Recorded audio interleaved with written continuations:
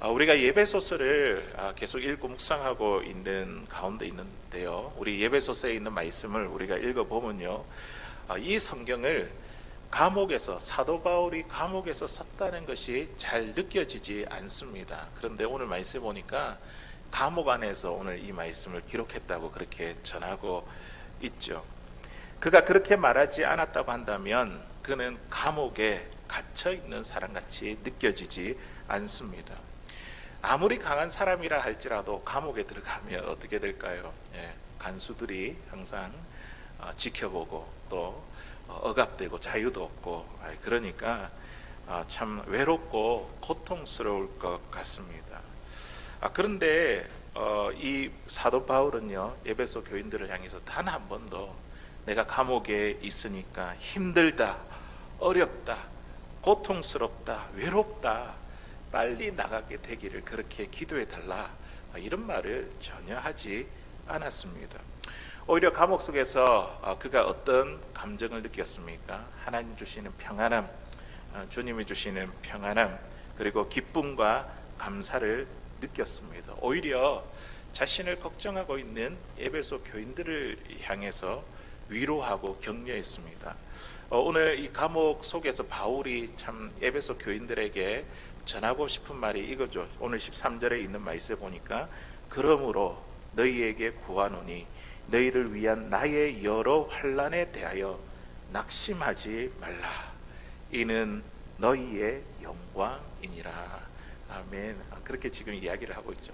내가 감옥에 있다 하더라도 복음 때문에 여러 가지 환난을 당한다 할지라도 너희들 낙심하지 말라. 내가 이 일 때문에 감옥에 갇히고 환난을 당한 것이 오히려 너희에게 영광이 된다며 그렇게 위로하고 격려하고 있습니다.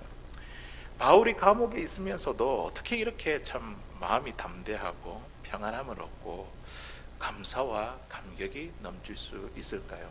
만일 저와 여러분들이 감옥에 있다고 한다면 어떻겠습니까? 매우 불안하고 힘들고, 그것도 내 죄 때문에 그런 게 아니라 너무 억울해가 하루하루 시간을 보내는 것이 굉장히 힘들 텐데, 오늘 이 사도 바울의 모습을 보면요, 우리를 평안과 기쁨과 감사로 이끄는 것이 환경과 조건이 아니라 하나님과의 그 관계에 있다는 것을 우리에게 깨닫게 해주고 있습니다. 우리의 환경과 조건이 어떠함에도 불구하고 우리가 하나님과 친밀한 관계를 누리고 하나님과 깊은 관계를 누리면요, 어떤 환경도 우리가 이기고 극복할 수 있다는 거죠. 낙심하지 않고 기쁨과 감사와 감격으로 충만하게 되는 줄로 믿습니다. 오늘 우리 그 하나님 바라보면서 오늘 이 자리에 왔잖아요. 그 깊은 관계를 누리기 위해서 오늘 이 예배의 자리에 나오신 줄로 믿습니다.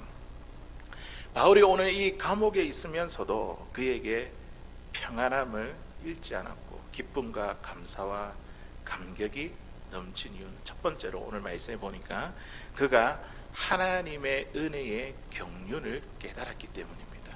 좀 길죠. 하나님의 은혜의 경륜, 하나님의 경륜, 그것을 깨달았기 때문입니다. 우리 2절에 있는 말씀인데 우리 같이 한번 읽어보겠습니다. 시작. 너희를 위하여 내게 주신 하나님의 그 은혜의 경륜을 너희가 들었을 터이다. 아멘.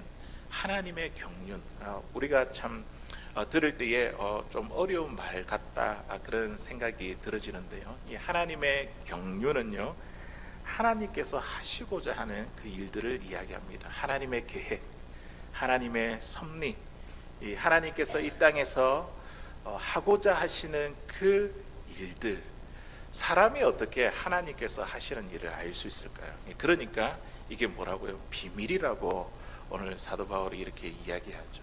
이 비밀. 그런데 이 바울은요, 하나님의 은혜의 경륜, 하나님의 놀라운 비밀을 알게 되었습니다. 3절에 있는 말씀에도 보니까 계시로 내게 비밀을 알게 하신 것은, 또 4절에 내가 그리스도의 비밀을 깨달은 것은, 자꾸만 비밀, 계시 이런 것을 알게 되었다, 이거를 이야기하고 있죠. 하나님의 은혜의 경륜에 대해서, 그 비밀을 하나님이 사람에게 하시고자 하는 일들을, 계획을 사도 바울이 깨닫고 알게 되었습니다. 이 비밀을 알게 되니까 어떻게 해요? 감옥에 있어도 감옥에 있는 것 같이 느끼지 않았습니다. 오늘 이 사도 바울이 깨달은 하나님의 은혜의 경륜이 무엇일까요? 하나님의 놀라운 비밀이 무엇일까요? 하나님께서 우리 가운데 이루고자 하시는 그 일이 도대체 무엇일까요? 그것은 바로 모든 사람이 하나님 앞에 나아가 구원을 얻을 수 있다. 구원의 문이 활짝 열렸다. 이것이 바로 사도 바울이 알게 된 하나님의 은혜의 경륜이었습니다. 제가 이 이야기를 하고 나서 우리 성도님들 반응을 제가 한번 이렇게 살펴봤습니다. 다 알고 있는데 그렇죠. 우리가 많이 들어왔던 이 사실입니다. 그런데 이 메시지가 얼마나 중요한지 모릅니다. 하나님의 은혜의 경륜, 우리를 위해서 이 땅에 독생자 예수 그리스도를 보내어 주시고 나의 죄와 죽음의 문제를 해결해 주셔서 나에게 구원의 문이 열렸다. 이 사실은요, 이 세상에서 가장 복되고 기쁜 소식입니다. 그때 당시 이 유대인과 이방인들에게는요, 이 비밀이요, 엄청 충격적인 소식이었습니다. 유대인들은 지금까지 어떻게 믿고 생각해 왔습니까? 그들은요, 그들만이, 자신만이 하나님께 선택받은 민족이다, 백성이다, 그렇게 믿어왔습니다. 율법, 하나님께 주신 이 율법을 가지고 이것을 철저히 지킴으로 내가 구원을 받지, 할례를 받아야지 아브라함의 자손이도 하나님의 언약의 백성이 되는 것이지. 그런데 오늘 사도 바울이 깨달은 비밀이 무엇입니까? 율법도 모르고 하나님도 모르는 이 이방인이 예수님만 믿으면 구원을 받는다는 것은요, 그때 당시에 상상할 수 없는 아주 충격적인 소식이었습니다. 그래서 바울이 이 충격적인 비밀을 알고 지금 이방인들에게 이 비밀을 전하러 다니잖아요. 전하러 다니잖아요. 그러면서 증거하잖아요. 오늘 6절에 있는 말씀에 보니까 그 비밀을 안 자가 받는 복에 대해서 이렇게 이야기를 하고 있습니다. 우리 같이 한번 읽어보겠습니다. 시작. 이는 이방인들이 복음으로 말미암아 그리스도 예수 안에서 함께 상속자가 되고 함께 지체가 되고 함께 약속에 참여하는 자가 됨이라. 복음의 비밀을 알고 하나님의 은혜의 경륜을 깨닫게 되니 어떻게 해요? 이방인과 유대인이 함께 상속자가 되고 하나님의 나라의 상속자가 되고 또 함께 한 지체가 되고, 우리 지난주일날에 말씀을 나눴죠. 하나가 되게 되었고 함께 하나님의 약속에 참여하는 자가 되었습니다. 이 엄청난 놀라운 소식이죠. 그런데 이 소식을 들은 이방인들은 너무 기쁘고 너무 좋은데 유대인들의 반응은 어떨까요? 유대인들, 우리만 구원을 받을 줄 알았는데 유대인들이 율법도 모르고 하나님도 모르는 사람이 예수님만 믿으면 저렇게 구원의 길이 열린다는 그 소식을 바울이 전하는 것을 볼 때에 그들은요, 그들의 신앙과 전통을 송두리째 무너뜨리는 일이었습니다. 그러니 유대인들이 어떻게 합니까? 바울을 끝까지 쫓아다니면서 공격하다가 결국 바울이 어떻게 돼요? 감옥에 지금 갇히게 되었죠. 로마로 이송되어 재판을 받기 위해 지금 감옥에 갇히게 된 것입니다. 사랑하는 성도 여러분, 우리가 매주마다 참 에베소서에 있는 말씀을 통해서 이 복음을 듣는 것 같아요. 복음의 메시지, 뭐가 복음인가? 하나님의 은혜의 경륜이 무엇인가? 이게 우리 인생에서 가장 중요하지 않습니까? 바울은 끊임없이 반복적으로 지금 에베소 교인들에게 그것을 이야기하고 가르쳐주고 있습니다. 이 엄청난 소식, 놀라운 소식, 예수님을 믿기만 한다면, 예수님이 나의 죄를 용서하기 위해 십자가에 죽으신 것을 내가 믿기만 한다면 유대인이나 이방인이나 주인이나 종이나 공부를 많이 한 사람이나 적게 한 사람이나 악하다고 손가락질 받은 사람이라 할지라도 천국에 들어갈 수 있는 길이 활짝 열렸습니다. 이 얼마나 놀라운 메시지입니까? 우리가 살아가는 이 세상이, 우리가 겪게 되는 이 죽음이 끝이 아니라 죽음의 길 이후에 천국의 길이 열렸다는 것. 이것이 바로 하나님께서 우리를 향한 은혜의 경륜입니다. 비밀이었는데 예수 그리스도를 통해서 이게 복음의 비밀이 활짝 열리게 되었습니다. 사도 바울이 그래서 이렇게 이야기하죠. 12절에 있는 말씀에 보니까 이렇게 이야기합니다. 우리가 그 안에서 그를 믿음으로 말미암아 담대함과 확신을 가지고 하나님께 나아감을 얻느니라.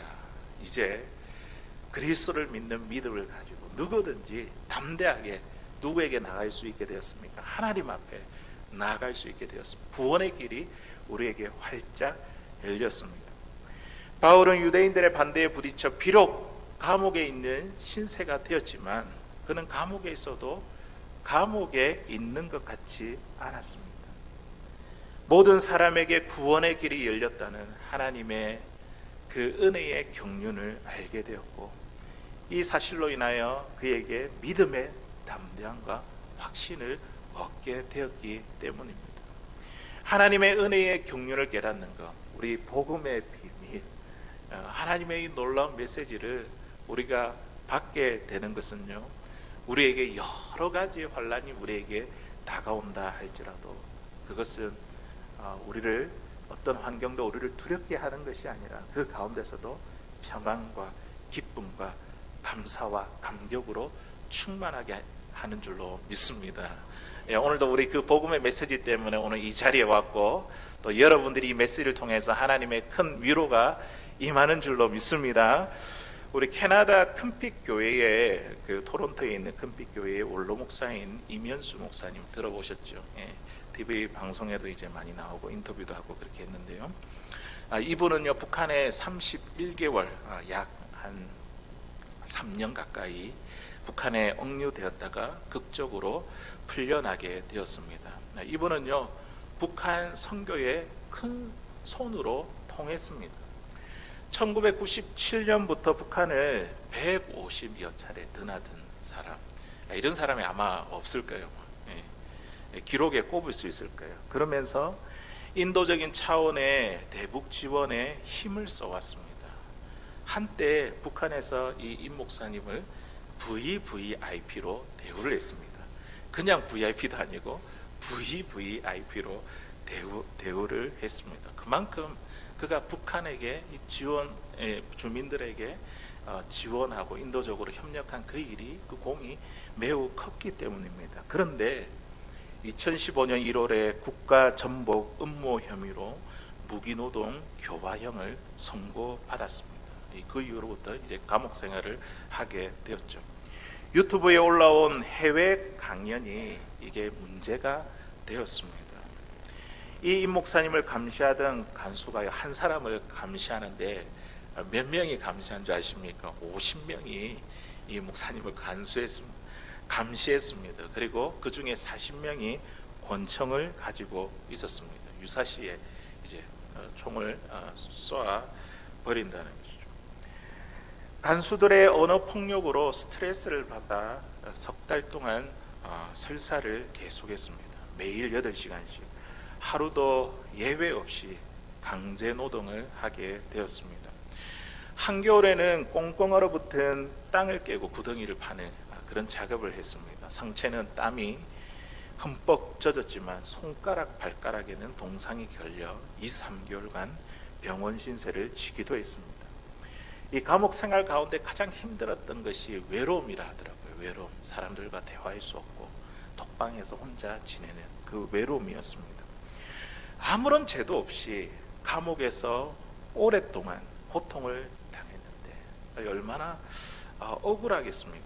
북한의 주민들을 사랑하고 그들의 굶주림을 해결하기 위해 그동안 얼마나 수고를 많이 해왔는데 그 수고와 헌신에 대한 대가가 감옥 생활이라니 아마 큰 배신감에 사로잡혀 정말 실망스럽고 또 낙심되었을 것 같습니다.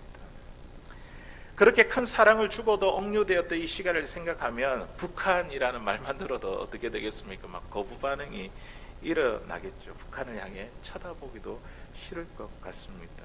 그런데 억류가 풀려난 지금 그가 인터뷰할 때 뭐라고 이야기를 하냐면 북한을 더 사랑하게 되었다고 이야기했습니다. 어떻게 그럴 수가 있습니까? 지금도 이 북한 주민들을 위해서 일하고 있습니다. 무엇 때문에 이런 원수 같은 자들을 위해서 계속해서 돌보는 이유가 무엇일까요? 그것은 바로 이 목사님이 하나님의 은혜의 경륜, 이것을 깊이 깨달았기 때문입니다. 구원이 활짝 열렸다는 거, 이거는 캐나다 사람에만 적용되는 것이 아니라, 우리가 살고 있는 미국에만 적용되는 것이 아니라, 저렇게 가난하고 굶주린 북한 사람들에게도 구원의 문이 활짝 열려 있다는 그 사실을 전하기 위해서, 그럼에도 불구하고 끝까지 이렇게 북한 선교를 감당하시는 것을 보게 되었습니다. 하나님의 은혜의 경륜을 깨달으면요, 또 이 복음의 비밀을 깨달으면요, 오늘 사도 바울처럼 감옥에 있어도 감옥에 있는 줄 모릅니다. 오늘 그 이면수 목사님처럼 억류되었다가 풀려나도 그 사람을 미워하지 않고 오히려 더 사랑하게 됩니다. 하나님의 은혜의 경륜, 이것이 우리에게 얼마나 큰 능력이 됩니까? 이게 복음의 능력이죠. 십자가의 능력이죠. 여러 가지 환난 가운데서도 우리에게 평안과 기쁨 감사를 잃지 않는, 이게 바로 하나님이 우리에게 주신 은혜의 경륜인 줄로 믿습니다. 어제 제가 고향집이라 불리우는 엠바우드 우리 요양원, 거기에 가서 그곳에서 모여 있는 분들과 함께 예배를 드리게 되었습니다. 요양원에 계시는 분들은 이제 건강상 외출을 하지 못하기 때문에 목사님이 그곳에 찾아가지 않으면 예배를 드리는 시간을 그들이 이렇게 공식적으로 갖지 못합니다. 그런데 목사님 방문해서 예배 시간을 갖는 것, 그들에게 얼마나 큰 위로가 되는지 모릅니다. 지금까지 이제 어떤 한 분 목사님이 이 일을 목회를 하면서 이렇게 감당을 해 오셨더라고요. 근데 이제 그 목사님도 목회를 하면서 하기에 이제 너무 이제 부담스럽고 버거워서 이제 한 달에 4주가 있으니까 이제 그 한 주씩 맡아가지고 하실 분이 있으면 좋겠다, 이래 그런 연락을 저에게 주셨더라고요. 제가 이 이야기를 들으니까 너무 좋더라고요. 왜냐하면 그곳에 계신 분이 참 예배하러 나가지 못하는데, 그런데 그 자리에서 이렇게 예배할 수 있다는 거, 그 자리에서 참 믿음으로 준비할 수 있는 이 일에, 이 사역에 쓰임을 받을 수 있다 하니까 저도 이제 너무나 좋아가지고 그냥 단번에 알겠다고 해서 어저께 가게 되었습니다. 그곳에 이제 가니까 이제 많은 분들이 계시는 건 아니었지만 몇 분이 한 7분 정도 됐는데, 예배를 기대하고 사모하는 마음으로 한 자리에 모였습니다. 함께 찬양을 하며 찬양을 부르며 예배의 문을 열었습니다. 이 어르신들의 이 굳은 얼굴이 활짝 생기 있게 바뀌더라고요. 밝아졌습니다. 프린트로 된 성경을 한자 한자 또박또박 읽으며 그 한 말씀 한 말씀 그것을 마음에 새기려는 깊은 의지가 보였습니다. 모여있는 그분들의 얼굴을 보니까요, 얼굴에 소망이 넘쳤습니다. 그곳에서 죽음을 기다리는 것이 아니라 하나님 앞에서 마지막 생애를 잘 준비해서 천국을 기다리는 그런 분들이셨습니다. 예배를 마친 후에 잠깐 이제 기도 제목을 나누며 교제를 하는데, 어떤 몇 분이 저에게 헌금을 이렇게 내밀어 주셨습니다. 이분들이 외부에 접촉이 없잖아요. 그러면 자녀들이 가끔씩 이렇게 와서 주는 그 용돈인데 얼마나 귀한 정성입니까?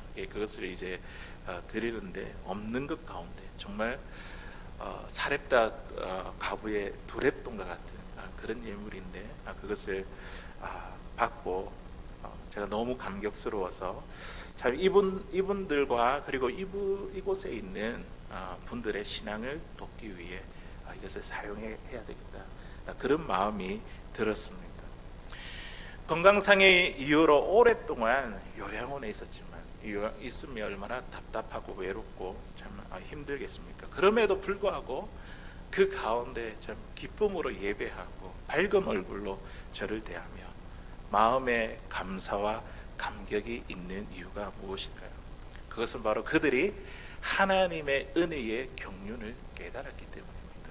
예. 이곳에 사는 것이 전부가 아니라 이 세상 그 이후에 천국의 길이 나에게 활짝 열렸다. 이것을 믿고 소망하기 때문에 그분들이 예배 자리에 나오는데 막 억지로 나온 분들이 아닙니다. 예배하고 싶어서 나온 분들이거든요. 예수님으로 인해 나의 구원의 길이 열렸고 영원한 생명에 동참한 자가 되었기 때문입니다. 하나님의 은혜의 경륜을 깨달으며 복음의 비밀을 깨달으면요, 요양원에 있지만 요양원에 있지 않게 되는 것 같이 되는 것입니다.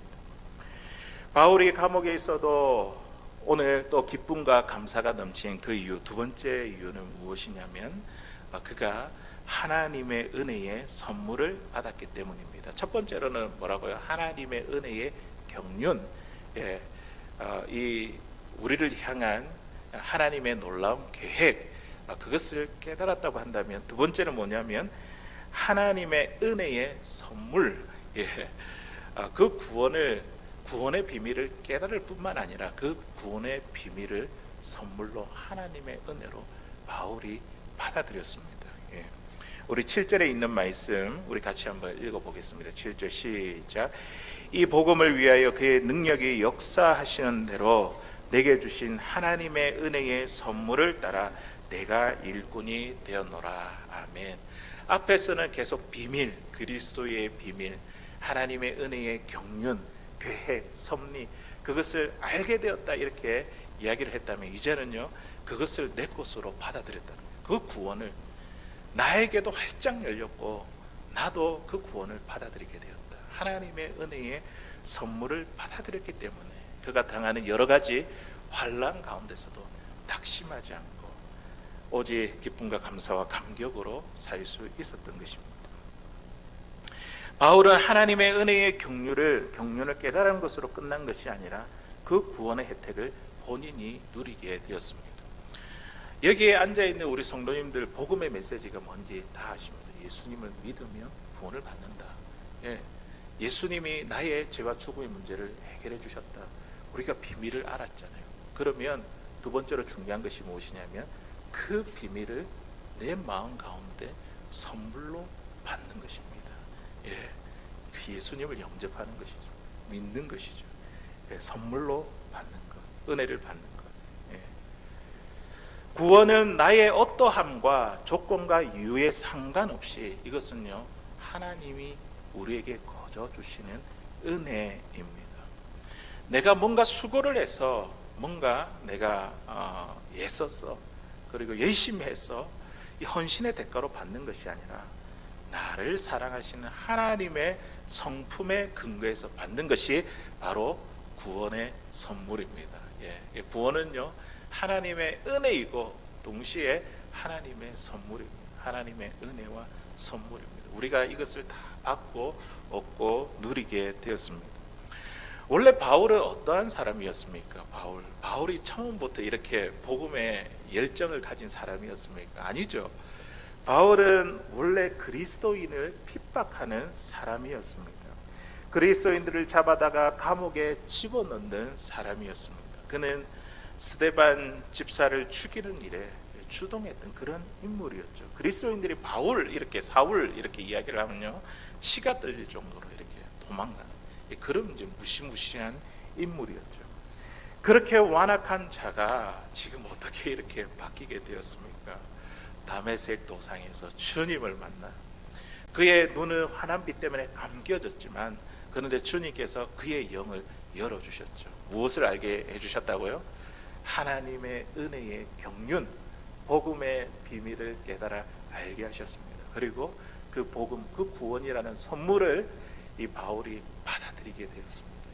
그래서 그의 삶이 변화되었죠. 주님을 바라보니 자기가 어떠한 사람인지 그는 깨닫게 되었습니다. 오늘 8절에 있는 말씀이죠. 8절 우리 같이 한번 더 읽어보도록 하겠습니다. 시작. 모든 성도 중에 지극히 작은 자보다 더 작은 나에게 이 은혜를 주신 것은 측량할 수 없는 그리스도의 풍성함을 이방인에게 전하게 하시고 이 은혜를 주신 것, 하나님의 은혜의 선물이라고 앞에 이야기했는데 8절에 보니까 이 은혜를 주신 것, 이 은혜가 뭡니까? 하나님의 은혜의 경륜을 깨달았을 뿐만 아니라 구원이라는 이 선물을 자신에게 주셨다는 것이죠. 이것을 주신 것, 내가 감히 받을 수 없는 자인데, 그런요, 그 은혜를, 그 주님을 바라보니까 자기를 어떻게 바라보았냐면요, 모든 성도 중에 지극히 작은 자, 엄청 작다는 거잖아요. 그런데 그 가운데서도 더 작다고 하는 거예요. 더 작다. 주님의 은혜를 알면 우리 자신이 어떠한 자인지 우리는 깨닫게 됩니다. 주님을 바라보면요, 예수 그리스도의 십자가를 바라보면 우리가 어떠한 자인지 깨달아지게 됩니다. 나를 바라보면 참 절망밖에 없지만, 소망이 없지만, 주님을 바라보면 소망이 있고 내가 어떤 자인지 똑똑하게 보게 되는 것이죠. 예수님을 주목해보고 자기를 바라보는 관점이 완전히 달라졌습니다. 원래는 바울이 사울이라고 불렸지 않습니까? 사울. 이 사울은 큰 자라는 것이죠. 자기는 큰 자다, 큰 자다, 대단한 자다, 믿음이 있는 자다, 율법을 다 지키는 자다, 혈통과 가문 대단한 자다, 이런 큰 자였는데 예수님을 보고 자기가 어떻게 해요? 지극히 작은 자인데 그보다 더 작은 자에게 은혜를 베푸셨다, 이것을 깨닫게 되었습니다. 하나님께 용서받을 수 없는 죄인임을 더 깊이 깨달으면 깨달을수록요, 우리는 하나님의 은혜가 얼마나 큰지 알게 됩니다. 바울은 자신이 받은 은혜가 측량할 수 없는 그리스도의 풍성함이라고 그렇게 표현했습니다. 우리가 갖고 있는 죄가 크면 클수록 어떻게 해요? 나에게 너무 나는 용서받을 수 없는 죄가 크다, 그렇게 느껴지면 우리에게 그 죄 이상 하나님의 은혜가 더 풍성하다는 것입니다. 우리 하나님의 은혜는요, 우리의 죄를 덮고도, 이 사울의 죄를 덮고도 남을 만큼 풍성한 은혜입니다. 그런데 자기의 의로 가득 채워진 사람은요, 하나님의 은혜가 얼마나 큰지 제대로 깨닫지 못합니다. 자신의 힘과 능력과 지혜로 살아가는 사람은요, 하나님의 풍성한 은혜를 누리지 못합니다. 왜냐하면 그곳에 하나님의 은혜가 스며들 곳이 없기 때문에, 자기로 가득 차 있기 때문에. 우리 예수님 주위에도 한번 보십시오. 예수님 주위에 하나님의 은혜를 풍성히 받고 누린 자가 어떤 자들이었습니까? 세리들과 창기와 죄인들과 병든 자들과 소외된 자들과 약한 자들, 그리고 환난을 당한 자들, 다들 보면 뭔가 부족한 사람들이었습니다. 그런 자들이 어떻게 더 큰 하나님의 은혜를 받게 되었을까요? 그들의 삶에 무너진 곳이 많으니까 하나님의 은혜가 스며들 곳이 많은 것 같습니다. 젖어들 곳이 많습니다. 하지만 예수님 주변에 있던 서기관과 바리새인들 같은 종교 지도자들은 어땠습니까? 그들의 삶은 완벽했죠. 자신의 의로 가득 찬 사람들이었죠. 가문과 그동안 쌓아온 경력과, 그리고 율법에 있어서도 헌금과 기도와 금식과 구제 같은 이런 율법에 지키는데도 빈틈이 없었습니다. 그런데 그곳에 하나님의 은혜가 스며들 곳이 없었습니다. 비집어 들어갈 것이 없었습니다. 하나님의 은혜를 풍성히 받아 누리는 사람은 어떤 사람일까요? 내가 하나님 앞에서 죄인임을, 또 더 큰 죄인임을 그렇게 깨닫고 느끼는 사람, 그 사람, 나 같은 사람도 사랑하시네요, 용서하시네요. 왠지 허점이 많고 실패하고 실수하여 삶이 무너지고 아파하며 빈틈이 많은 사람들에게 더 큰 하나님의 은혜가 쏟아집니다. 하나님의 은혜를 깨달으면 깨달을수록, 이러한 하나님의 은혜를 깨달으면 깨달을수록 내가 감히 받을 수 없는 그런 은혜와 영광인데, 이것을 깨달으면 깨달을수록 우리는요, 여러 가지 환난을 당해도 낙심하지 않습니다. 왜냐하면 그 환난 가운데 하나님의 은혜가 더 풍성하기 때문입니다. 29살에 창원지방법원에 판사가 된 아주 신실한 여자 청년이 있었습니다. 이분이 이제 예수님을 믿게 된 것은 고등학교 2학년 때에 기도원 협회에서 길거리에서 나눠준 파란색 표지로 된 성경책 때문이었습니다. 저도 과거에 이렇게 학교 다닐 때 이 교문 앞에서 이런 파란색 성경 작은 책 이렇게 나눠주는 거 받은 적이 있습니다.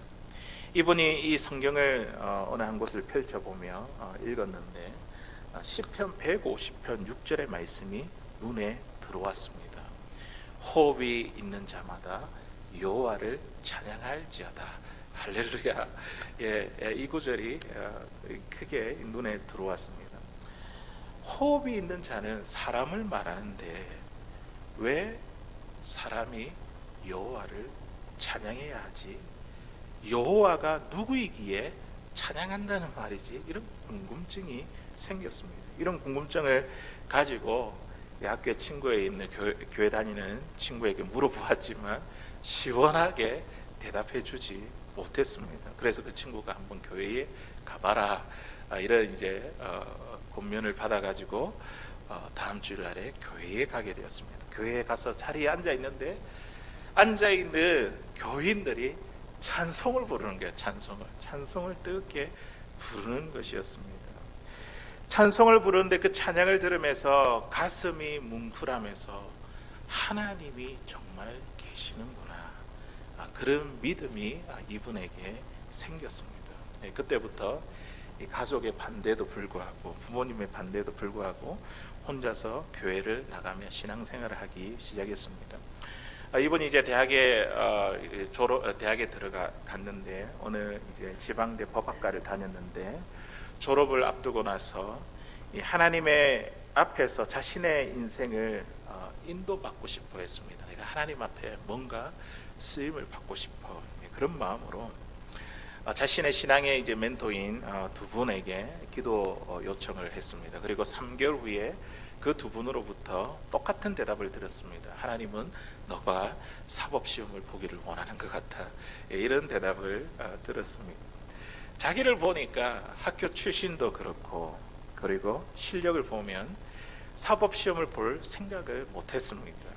또 부모님께 사법시험을 준비하겠다고 이야기를 하니까 그다지 그렇게 호응하는 분위기도 아니었습니다. 서울에 올라가서 고시원의 쪽방에 앉았는데 이분에게 말할 수 없는 감사와 감격이 흘러나왔습니다. 그곳에서 마음껏 찬양을 할 수도 있고 또 성경도 읽을 수 있고 이제는 수도꼭지를 틀지 않고 기도도 할 수 있고 그러니까 그 가정에서 혼자 신앙생활을 했는데 굉장히 어려웠던 것 같아요. 부모님의 핍박이 컸던 것 같아요. 그렇게 감사하며 고시 공부를 시작했습니다. 고시원 주변에 있는 교회를 출석하면서 장애우를 돕는 그 일에 봉사를 하기 시작했습니다. 이 고시 공부가 힘드니까 점점 더 어려워져서 더 이상 시간을 내어서 봉사를 할 수 없겠다 이렇게 생각이 들었습니다. 장애우 봉사를 그만두어야 되겠다며 마지막 수련회를 섬기러 갔다가 자기가 얻고 있는 이 장애아를 뒤로 이렇게 넘어져 그 아이의 다리가 부러지고 말았습니다. 이분이 얼마나 놀랐는지, 아이고 이제 안 믿는 우리 부모님에게 어떻게 뭐라고 이야기해야 될지 그렇게 한가득 고민을 걱정을 하고 있는데 그때 그 아이의 부모가 이렇게 말했습니다. 선생님 너무 놀랬죠. 그렇게 이제 위로를 해주는데 이분이 막 눈물이 쏟아졌습니다. 그러면서 하나님 잘못했어요. 고시 공부한다고 봉사 그만둔다는 것 용서해 주세요. 고시 공부를 하면서 장애우 봉사하는 일이 더 많아졌습니다. 그리고 사법 모의고사 점수는 형편이 없고 이렇게 해서 이제는 정말 실패하겠구나 이런 생각을 하게 되었습니다. 이분이 답답한 마음에 하나님 왜 이렇게 약속하셔 기도 응답으로 공부하고 있는데 왜 성적이 안 오릅니까?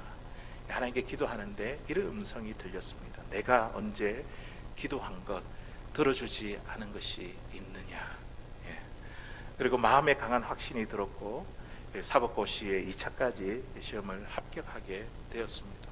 이제 사법 연수생들 한 1000명이 되는 이제 그분들과 함께 이제 모여서 이제 임용 준비를 하는데, 판사가 될 것이냐 검사가 될 것이냐 임용 준비를 하는데, 주일에도 빠짐없이 한 시간이라도 더 공부해야지 이 임용이 될까 말까 하는 그런 상황이거든요.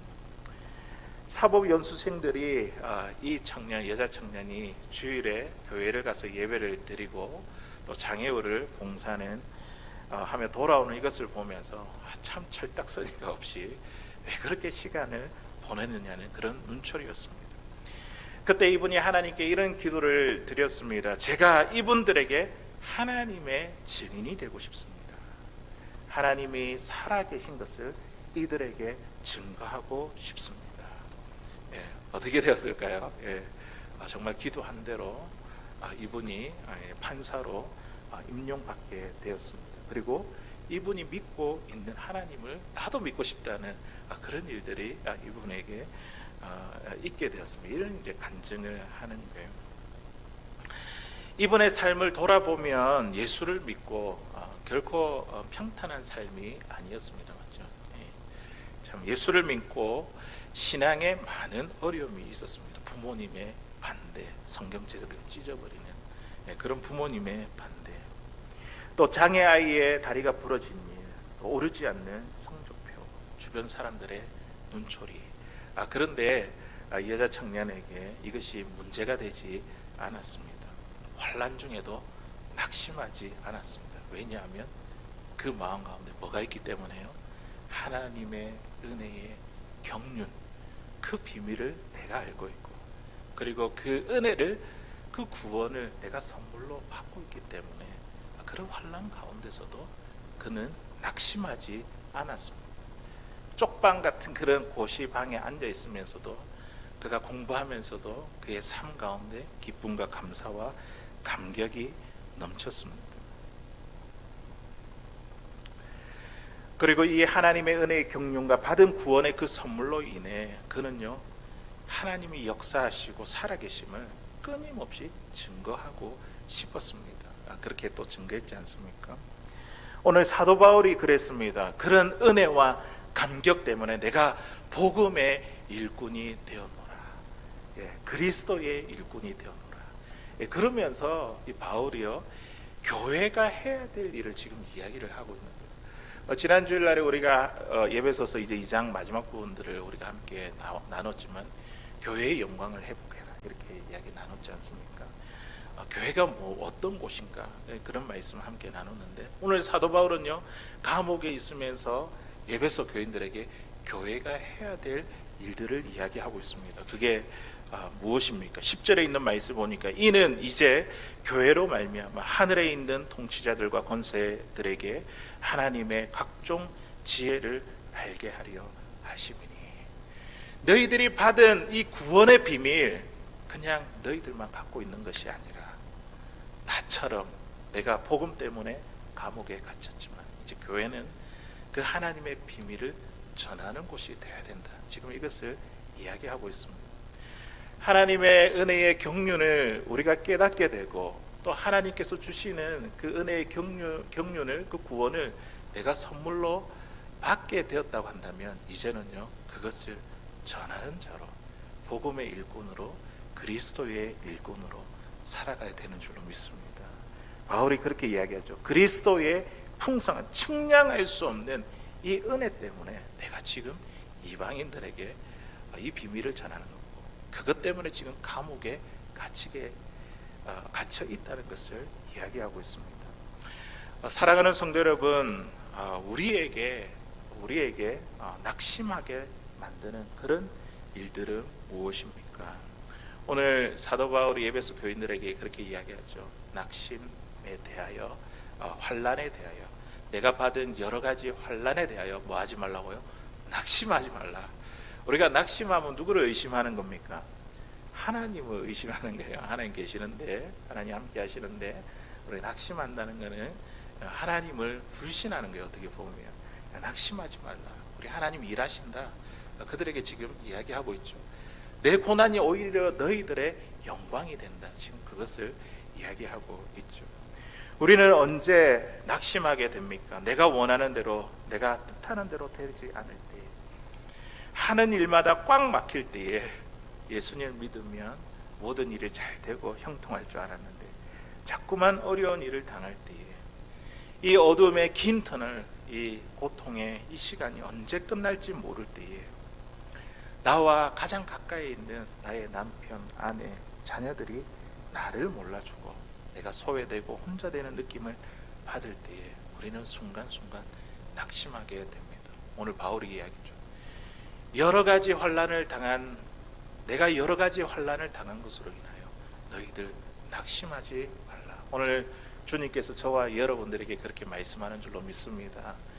너희들이 당하는 여러 가지 환난으로 인하여 낙심하지 말라. 너에게 하나님의 은혜의 경륜이 있지 않느냐, 그 구원을 선물로 받지 않았느냐, 그렇게 우리에게 말씀해 주고 있습니다. 이 하나의 복음의 메시지로 인하여 우리에게 힘과 소망과 능력과 기쁨과 감사와 감격이 잃지 아니하는 사랑하는 저와 여러분들, 우리 성도님들 다 될 수 있기를 주의 이름으로 간절히 소원합니다.